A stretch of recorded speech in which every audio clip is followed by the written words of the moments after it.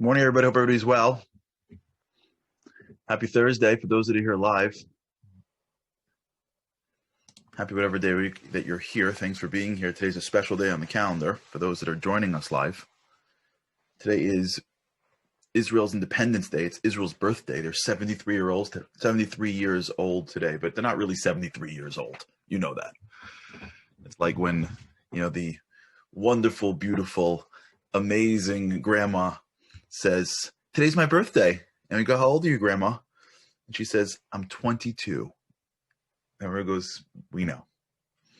And the truth is she is 22 because there are a lot of wonderful grandparents that are 22. It's how they act. It's how they think. And there are a lot of 20-year-olds that are, 60 years older. Israel's 73 years old, but they're not 73 years old. Israel has been our homeland for thousands of years. Abraham is older than 73, but the return, if you will, the official return, the modern state, 73 years old. Happy birthday. I want to talk a little bit about Israel today. Again, this is for everyone, regardless of your background or affiliation, regardless if you're watching this from Israel or you've never been. If you've never been, you have to go. That's A. If you haven't been in 5 years, you have to go. I mean, wait till you can get in. But you have to go. To me, I think when I think of Israel, I think of the famous words of Rabbi Yehuda Halevi, the famous poet, who said that Libi b'mizrach v'ani b'toch ma'arav, my heart is in the east, but I am in the west. That where you are, there's a piece of your heart that rests and resides in the land of Israel. And there's so much to talk about. And for those who will be watching the Shabbat show tonight, 8 o'clock, we have a whole show on it with videos and interviews, and I hope you get a chance to watch at shabbatshow.com. But what I want to do today is I want to take a lesson from Israel. I want to take a lesson that I think about a lot. And it's a lesson that has very much been underneath what we're talking about today on The Boost, and in general on The Boost. It dovetails with this idea of being a steward of time. There's a great rabbi named Rabbi Yaakov Emden. Yaakov Emden once said that if you want to prove God or you want to see God, follow the Jews' story through history. Just watch a little nation and see what they can do and see how they've managed to survive against all odds. Now, he could have said, if you want to believe in God, look for the miracle of X or Y and remember the splitting of the sea and remember the plagues. He could have done stuff like that, but he didn't. And I believe it's because what he was doing was he was training us to see how God manifests himself. It's easy to believe in a divine source when it's right in front of you. I can't count how many times in the past year someone has told me that on some hospital bed, the doctor said, this was an absolute medical miracle. You shouldn't have made it. And the person said, well, yeah, but my family has been praying for me. And so in that one moment of a hospital room, one patient who was told by their doctors that they had very little likelihood of survival, and then their family went into sort of intense prayer mode. And then the doctors in that moment said that that's a miracle. So for those few minutes, someone recognized that what took place was beyond nature. But you got to look for that. Your brain will always show you times where it doesn't work. Your brain will always show you times where someone prayed and it didn't work. But what is much more difficult is looking for the hiddenness of divine benevolence, trying to see how miracles happen subtly, quietly, in a way in which the world doesn't then all of a sudden lose its ability to find God. God has a way of presenting himself always in a way that allows someone to say, that was a coincidence. For me, when I think about God's hand in this world, one of the proofs that I look to is the state of Israel. Because the state of Israel should not be here right now. The thought that there were, and there always have been Jews living in Israel, and there always have been Jews streaming back to Israel. But the thought that we declared a modern state 73 years ago, and then was attacked on every border by armies way greater, stronger, and more resourced than us. And a bunch of people, honestly, if you go back into the history and you just look at it now, looking back, you're looking at a nation that just emerged from the ashes of the Holocaust. We're not talking about a nation that was sitting pretty for 2,000 years, even in another state. We didn't move to Australia, start working out on the beach, develop all of the right muscles, go through all the training programs, come back to Israel, declare the state, have someone go, really, you want to do this? And us going, really? Okay. We just stumbled into the country. The people that fought in 48, many of them lost most of their family in the gas chambers. You understand the psychological trauma of one small little nation having just emerged from basic annihilation to now go off and face another annihilation. If you ever wanted to where is God anything in life, that would be a good time to where is God that. There was no school set up. Countries didn't roll in and set up shop and say, let me show you how to fight a battle. Let me give you the crash course that we got here in West Point. None of that happened. In fact, I remember reading stories of in the beginning, they didn't have enough bombs. They had remember, if you go through some of the history, there was a great documentary, I forgot what it's called. I think it's called Above and Beyond, of where they didn't even have planes. World War II veterans, Christian and Jewish, American and English and other Western World War II veterans illegally went to Israel to fly airplanes in 1948. 73 years ago. They didn't have an air force. Do you understand how insane this is? They didn't have an air force. Can you imagine a bunch of me and you getting together and picking a fight with the Navy SEALs? And being like, whatever, we'll figure it out. I don't know. The Navy SEALs. No Air Force. No Air Force. Believe it or not, as they say, God has a sense of humor. Many of the planes they flew in 1948 were German planes. There was no prep. There was no advanced knowledge. This was suicide. And that's at 48. Forget before 48 what went on. I mean, forget that. And then to find a way to bring food and to create an economy and to raise kids. Most of them, or many of them, have been children of Holocaust survivors.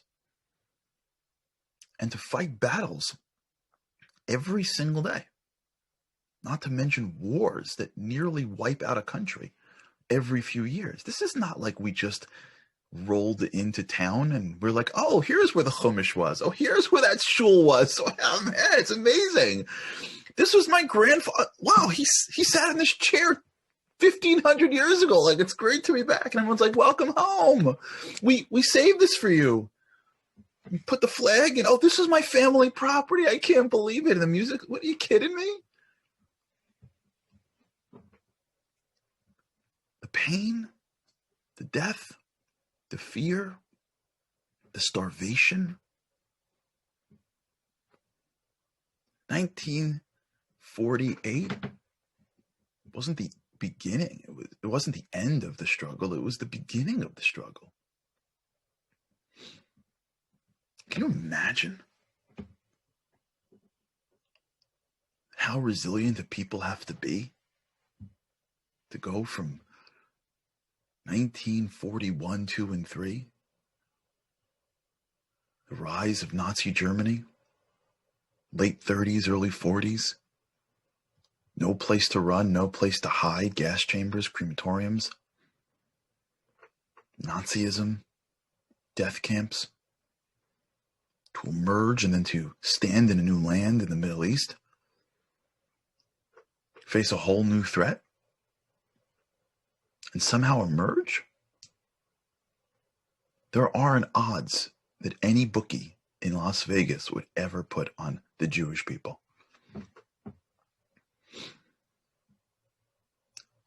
This experiment called Israel really should have been a few years. And forget in 70 years that it is basically a superpower.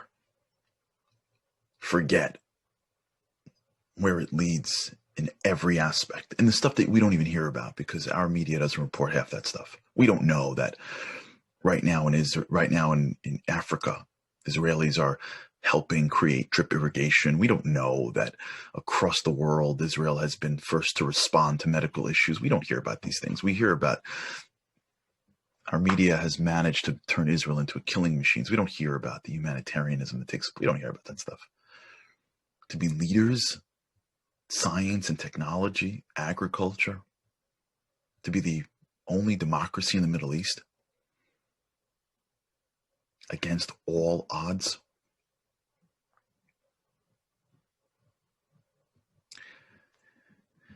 They're a lesson. Israel's a lesson to me and to you, Jewish, not Jewish, whatever your denomination is. Israel's a lesson. Here's the lesson. Yesterday we spoke about sacrifice. Yesterday we spoke about a cause.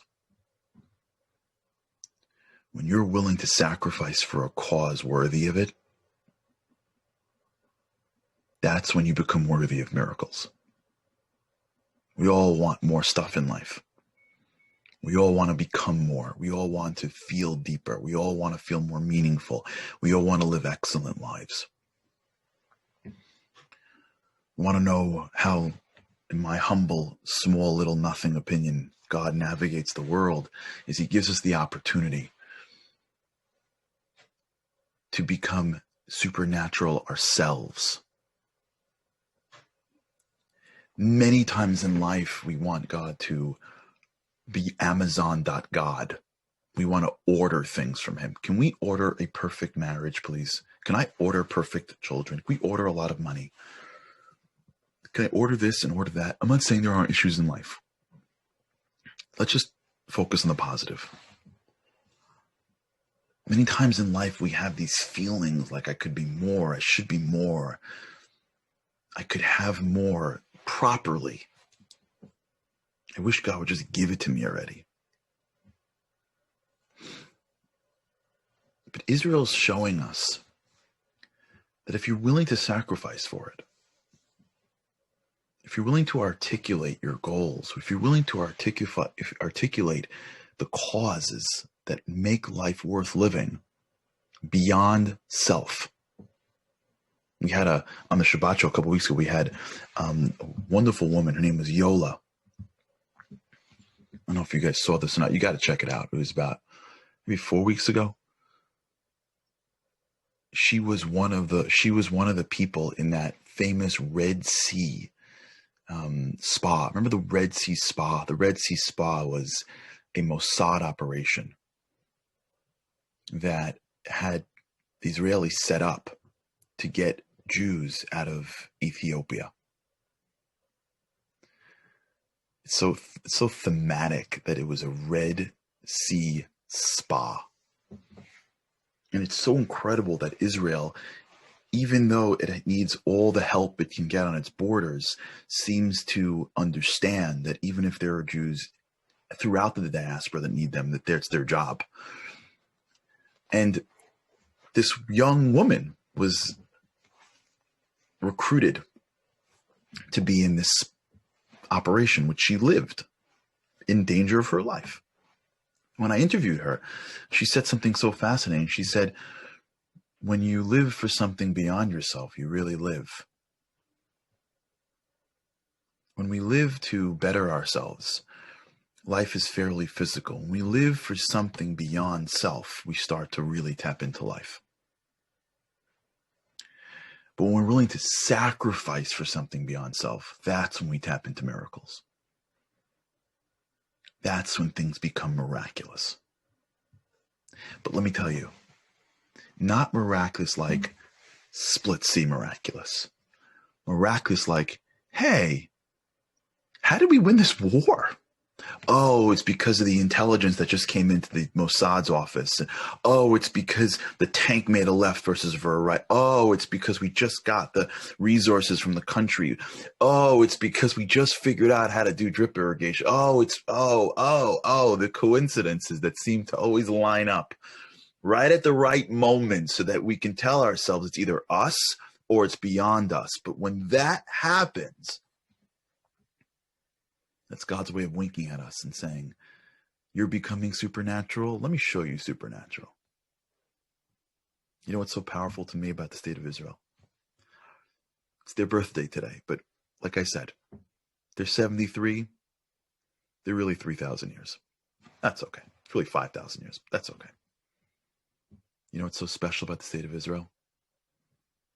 In my opinion, is they are the proof to me and to you that when you live for something beyond yourself and you're willing to sacrifice for it, miracles happen. Because the state of Israel is a modern day miracle.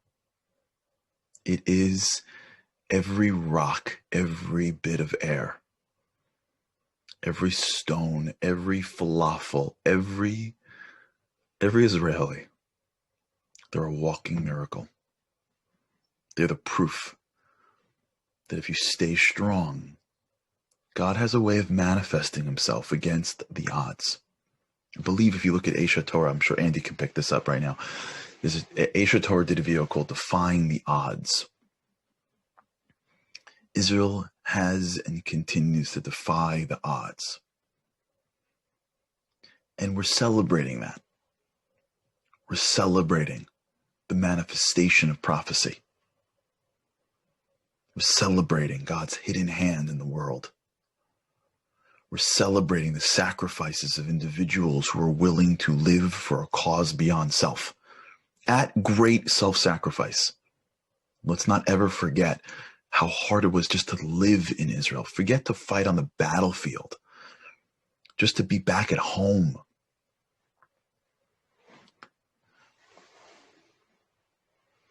That's our mission.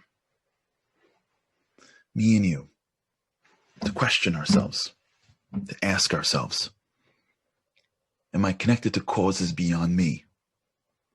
Have I sacrificed for things that I believe in? And have I been aware of all the small little miracles that have been happening to me that maybe I missed, because when I see them, they're only sources of encouragement to keep on fighting, to keep on striving, to keep on dreaming. Because Israel was a dream. In Hebrew, we have a word, hayinu kecholmin. They were dreaming. They were dreaming of a modern state. And God was saying to them as they were dreaming 70 years ago, he was saying, just keep at it day after day. Don't worry about it.